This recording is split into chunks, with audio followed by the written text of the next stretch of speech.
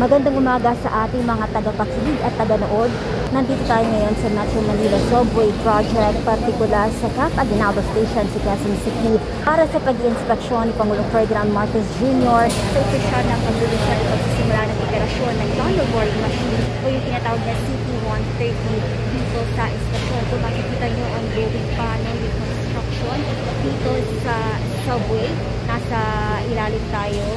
Papakita ko lamang sa inyo yung ayan, underground yan, base doon sa mga impormasyon na natanggap natin. Nasa ika-4 na basement yung kinalalagyan natin sa kasalukuyan.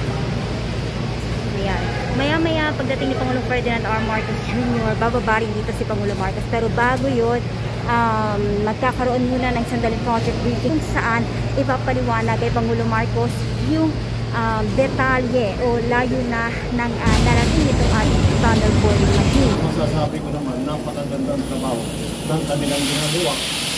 Sana matapos natin ito hanggang sa Valenzuela, baka matapos natin ito 28.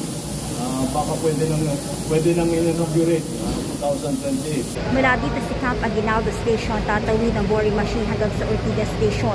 Susundan naman ito ng tunnel alignment sa ilalim ng Barangay White Plains, Corinthian Properties at Meralco Compound. Habang inaasahan na makakarating ang boring machine sa Corinthian Properties sa ika